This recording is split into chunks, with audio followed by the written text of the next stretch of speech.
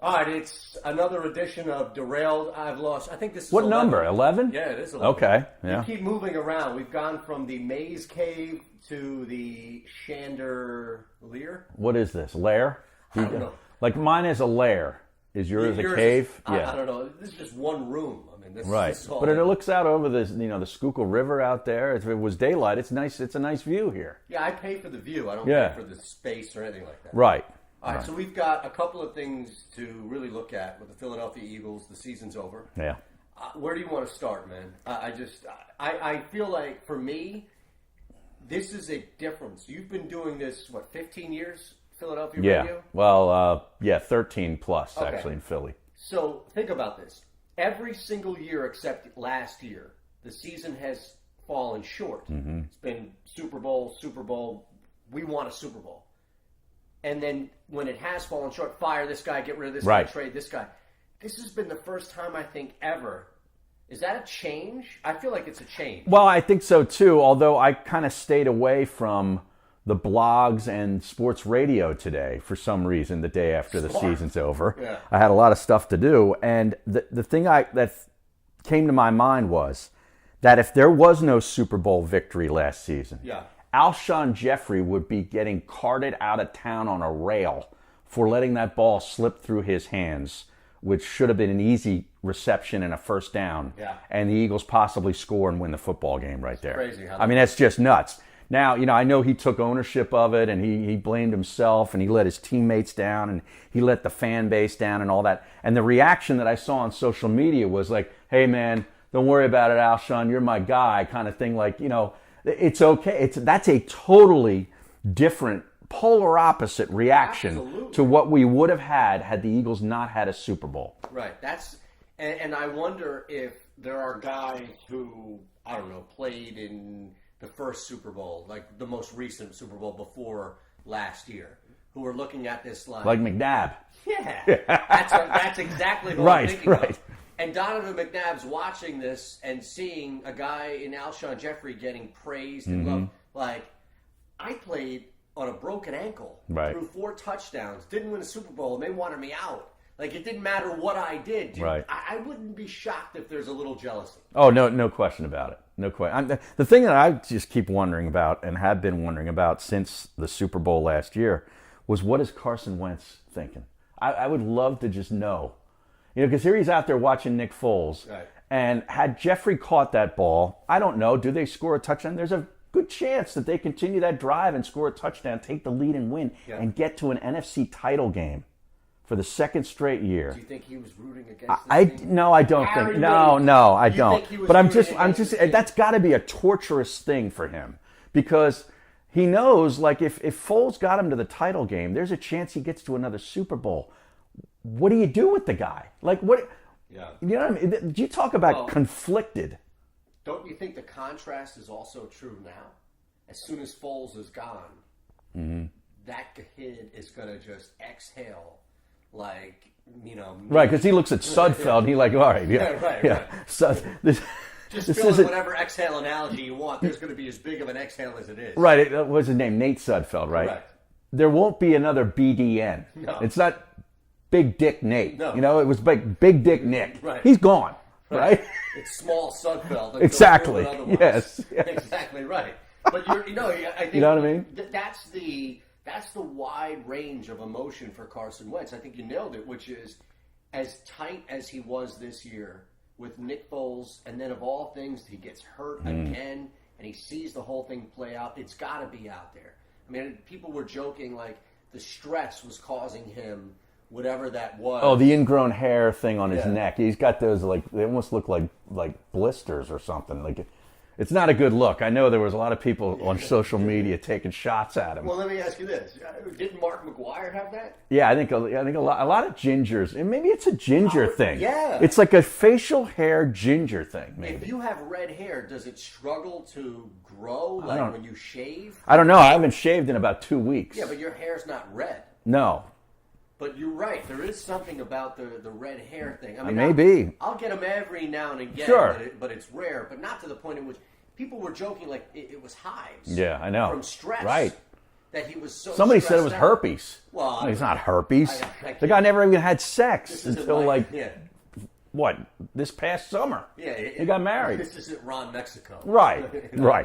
I think we know what's going on. Or Ron Jeremy. Yeah, exactly. If that or as well. Yeah. You think he's got herpes? No. Is it a given? Who? Who? Well, Vic. Yes, that was. Yeah, public. that was public But knowledge, Jeremy, right? You think Jeremy does? Probably. Yeah, I would think Yeah, so. probably. Valtrex or whatever. He probably has a. You think he's got just a cabinet full of it? Sure. It's Yeah. just old prescriptions. Right. All right, we'll just write this one, paste it over the new one. It's a safe bet. So I don't know if there was any other scenario outside of making the Super Bowl. Foles comes back, that's fine. But we know now that it's Carson moving forward. Yeah. There is something, though, about this 2-year stretch will never be duplicated, nor has it been anything we've ever been through. Nick Foles doing what he did last year in the Super Bowl and then coming back and falling short, mind you, but winning a playoff game with help, because he didn't play great, but being part of a winner in a playoff game. Mm-hmm. Like, think about that story. Yeah, unbelievable. I mean, I know he's already written a book, but you could write another one. Yeah. You really could. And or just about something different. And about the game, I mean, it couldn't have started any better. You know, they get the defensive play from LeBlanc, who has absolutely been unbelievable. The transformation that he has made since week 11 to yesterday. I mean, the guy looks like he's a player, like he's a guy you want to keep around. Yep. And they get the touchdown.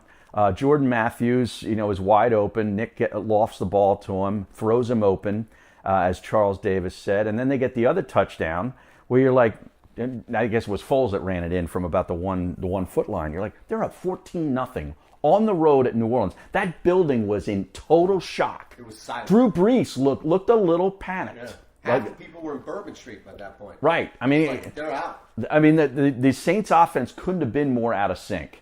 They had him where they want him. And they're driving again, and he underthrows Ertz with the interception. A tremendous play by the cornerback.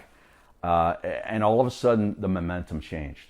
Yeah. And then New Orleans had that ball. You felt it was 14-10, but you're like, man, this doesn't feel like 14-10. This feels like New Orleans is about to just, erupt, right? Yeah.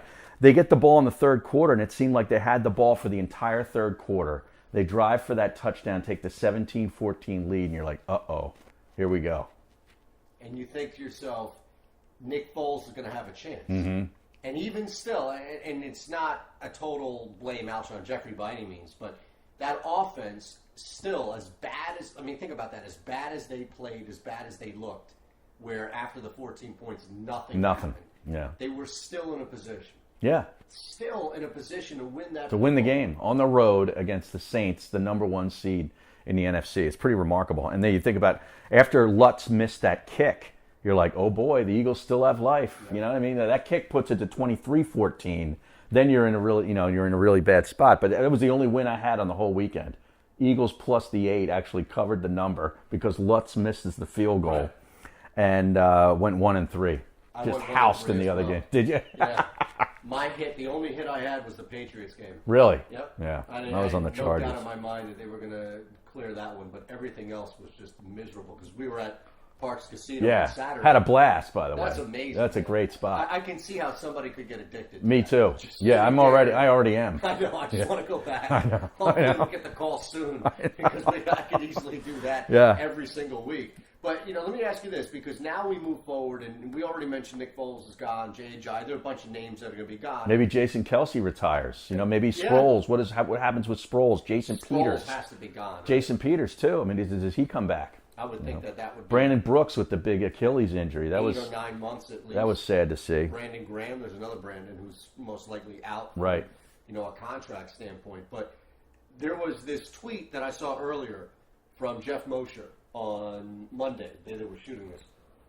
And it was interesting because it was like he was talking to players, and the general belief from people on the Eagles is that them talking to their players, their co-workers, if you will, not on the Eagles, but fellow players around the league, is that people want to play for Doug. Oh, yeah? Yeah, and I don't know how true that is. I believe Jeff was told that. Yeah. But I don't know how true that is. But if it is true, which I could see it because he's such an easygoing guy, do you think it's more the Super Bowl? Like, dude, we'll play for a guy who's won a Super Bowl? Or you really think that there is something about that? I think it's a little bit both, because you just see the way he was with the Philly special, where he takes the opinion of some of his player, his quarterback. Hey, let's do this. Yep. Let's run this. And he doesn't have the ego, which is like Chip Kelly, or where this is my offense, I call the plays. You just take orders from me. He's not that guy. He's the total opposite of that. Wouldn't ask anybody what play. No, and I think that really appeals to players.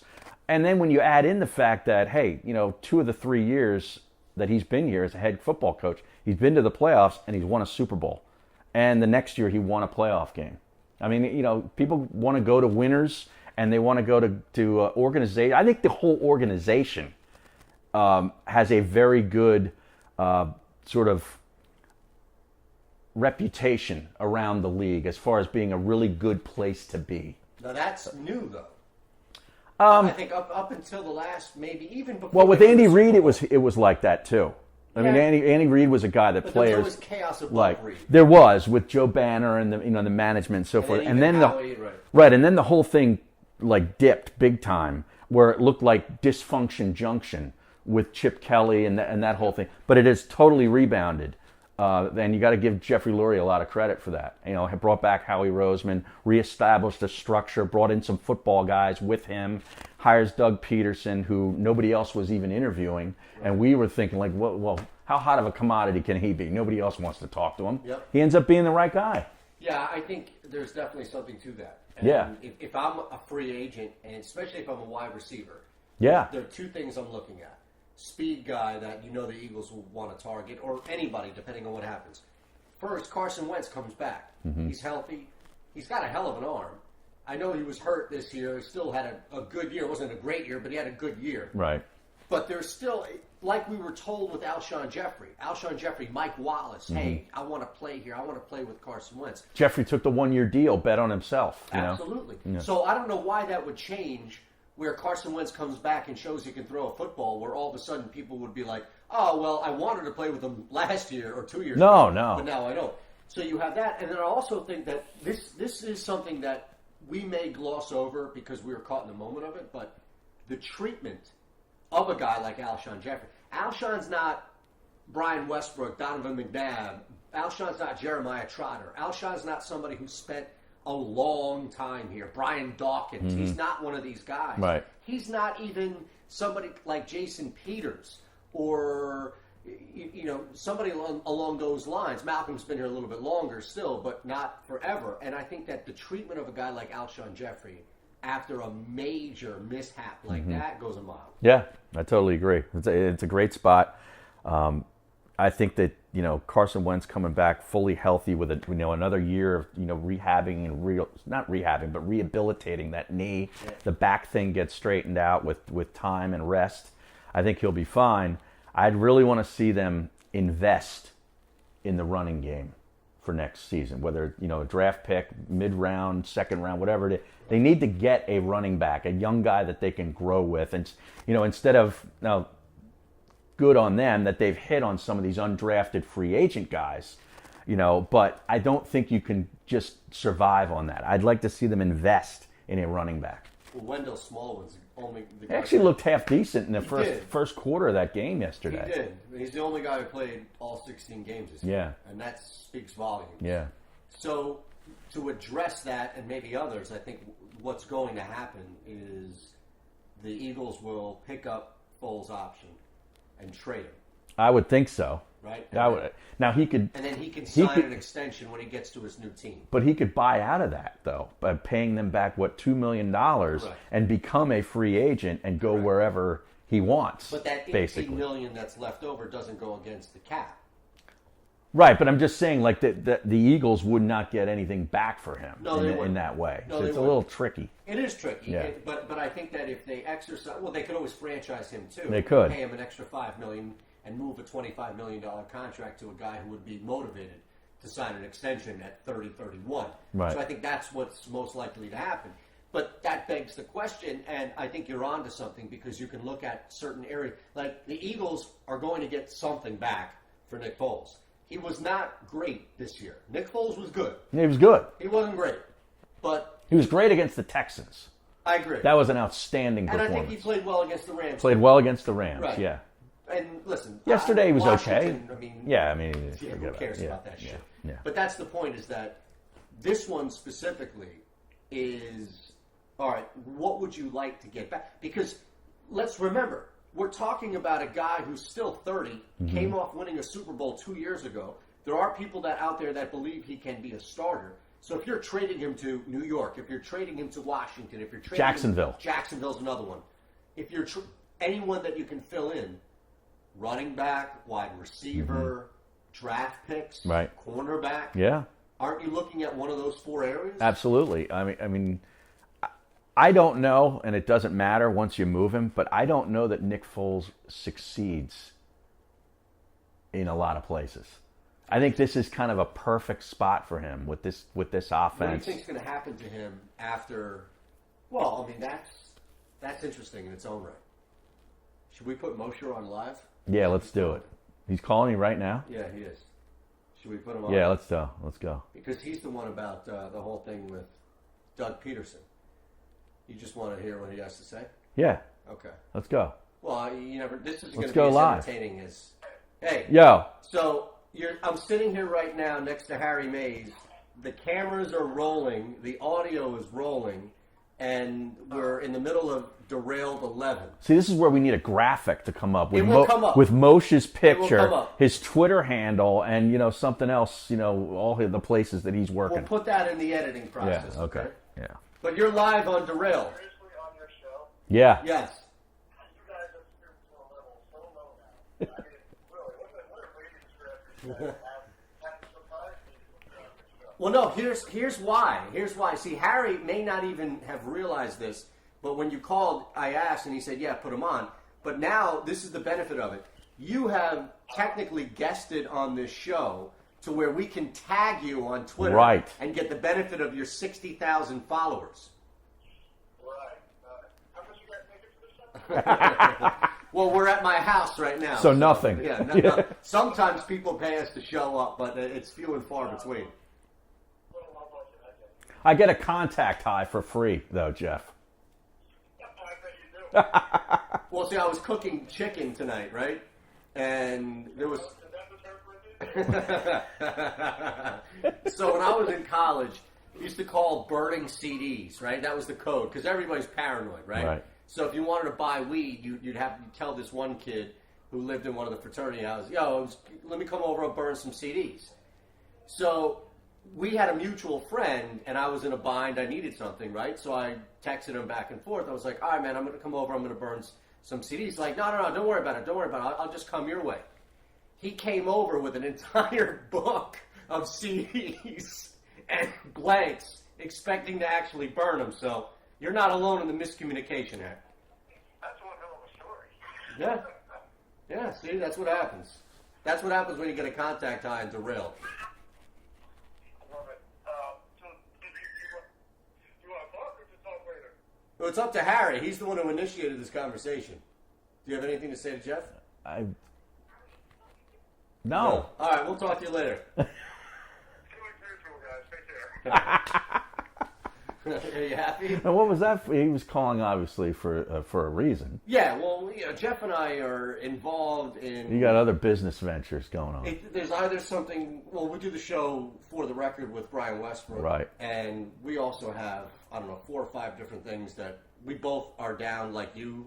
We do stuff with 97.3 now, so he could be calling about Yeah, and by the way, you got to download that 97.3 ESPN app. That's right. Okay. 973ESPN.com/app. And here's the thing. I got the okay today, actually, a confirmation. I had to give some information to the folks down there because I'm going to the Super Bowl, and so are you. This The is two of breaking us. news. This is breaking This news. is huge right here. I spent 13 years on a radio station in Philadelphia. There was a Super Bowl in New York City a few years ago, which there. is 2 hours away, tops, right? The Eagles were actually in one last year in Minnesota. I went to no Super Bowls. I did no Radio Row Super Bowls. Is A couple this your Final first? Fours. This is the first one that I will ever be a part of. And it was 4 months after leaving a top 6 market radio station. And I don't even officially work for 97.3 No. ESPN. No. Right? Neither do I. I Right. filled out paperwork so I can get paid every I don't now even and know then. that I filled out paperwork, No. but I'm going to the Super Bowl. Yep, you and I. Breaking How about that? news. Now, is it? Let me ask you this. I was going to say Mayes and Shander, Mm-hmm. but going to the Super Bowl, like, how do you want to brand breaking the news? Like Mayes and Eytan? I feel like that's how people know you, and that's how people know me, right? As opposed to like Harry. Eytan and Mays. I think that sounds good. Oh, okay. That sounds I was better. giving you. No, that sounds better. Okay. Yeah. Eytan and Mayes? Yeah. Yeah. Because you're like it's like John and the Animal. Yeah. Like the random show. So you're saying we got to come up with one of those hokey radio show names? I was just about to be like one of those shows in Cincinnati. Right. The number 3 show in Cincinnati Right. is John and the Animal. Right. And it's like, oh yeah, I'm ready, man. I'm ready to go. No, I think much higher. Mike and the Mad Dog. Yeah, right. Do they still sing? Well, do they still have the same? I think they still have the same kind of jingle. Okay. For Mike Francesa's show, it's a similar jingle. Right. Okay. Yeah. Very old school. It is old school. Yeah. It's got to be updated. Mike's on or something. Yeah. I think they might call Well, it. they had. What was the show initially called? Remember, there was a show that he had initially that was called Mike something, and Mic'd Up? Mic'd Up. Mic'd yes, Up. but it conflicted with something else. Oh, okay. So it was hilarious because if you ever heard the intro song, it was like mic'd up, he's ready to go Yeah. on the fan, New York, right? Right. And then there was this whole thing, like I think Raceman up there, He Oh, yeah? was like, Bob Raceman? yeah, Yeah. Bob Raceman, media critic. Who's the other guy? Mushnick. Mushnick. Phil yeah, Mushnick. Phil, but I think he does more than just media, right? Yeah, Raceman, I think he's great. Yeah, Mushnick Yeah. is Yeah, those guys are awesome. So it was this huge thing, and they had to change it. But all they did was change the one word. Oh. So it's like Mike's on. Instead of He's like, ready off. to go. Yeah. Who thought? Come on. Mike. We should get one. We should get a corny jingle for the Derailed show. I'm sure we can. Yeah. Oh, you know what? We should put that out on Twitter. We should. We should. Now, I don't want to give a sample though. I just want to leave it wide open for people, right? Mm-hmm. Like we don't need a sample for Mike's on or something like that as a jingle. You just want to open it up and say. But I like the old school jingle. Yeah. Yeah. Like the commercial. Right. Now, what was what was your favorite? I mean, do you have? What, on a commercial? Yeah, I mean, there's the Kit Kat, right? Give me a break. Yeah, that's good. Break me off a piece of that Kit Kat bar. Yeah, that's a good one. That is a good I one. mean, and What's the can't get enough of that sugar, Chris? Is that the? is that a cereal? Yeah. Yeah, I don't know. I used to all the cereals, all the chocolate and all that sugar crap. I knew all the jingles for that. Anything bad. I don't know. I mean, jingles though. I feel like I guess there's a lot of new crap out there too. They're kind of going by the wayside. Well, a lot of times what happens is people will use music. right Because now. there's like a certain amount of music you can use before you have to pay these huge royalties. Right. So that's why I see them like the car commercials or the Pepsi commercials or whatever. Well, and that was also back in the day where the musicians who are now these guys in their 70s would never sell out. Right. You know, back in the 70s, if you sold your song, you know, like The Who, Yep. you know, selling a riff to a car company to sell a freaking automobile, they would have been crucified by their colleagues in the music industry for selling out. Yep. Now everybody does it. You know, they finally realized, sell out. I can make $1 million by just giving a song. I don't even have to do a new song. I can just allow them to use this song. Right. 45 seconds of, you know, Bobo O'Reilly, and I get checks. Now, has that helped Genius. or hurt the genre? I think it's helped. Because what's modern rock? I don't even know what it is. What's the evolution of Zeppelin and anybody else that would be like 70s, even into 80s rock? Kind of dead. But I think some of that stuff is keeping those But part groups of it is relevant, and some young people are turned on. Hey, that's a cool song. right, because they're still playing the same instruments and everything, putting together a sound Right. which just sounds so much different. But that's how rap music was too, where you would just any offer or anything that you would get, like the fact that there would be a hip hop song in a McDonald's commercial that you would hear now, that's as far as like natural and normal as anything, was such a foreign idea 20 years ago. Right. Because part of it was like a message. And I think with rock, there's a message of rebellion. And with rap, it was a message of, fight the power type shit as well. Like same end, different means. Well, plus most of those rap songs aren't ready to play on regular TV because of the language. Absolutely. So you would have people even making a radio edit was looked at times as like a sellout. Oh, you're just trying to get spins. Yeah, you want to get airplay. Exactly, yeah. right. Exactly. You're not keeping it real, man. No, and now, think about it, it's everywhere. Right. It's everywhere. All right. Now it's auto-tuned. Oh, that's the worst. Yeah. All right, there's a story that came out, and I'm going to specifically be a little negligent on details because I don't want to give too much away. But I figure something like this, we can almost do this weekly. And maybe we can rotate whatever. We can have people weigh in whatever they want. At Harry Mayes TU, at Shander Show for me. Bama or Florida?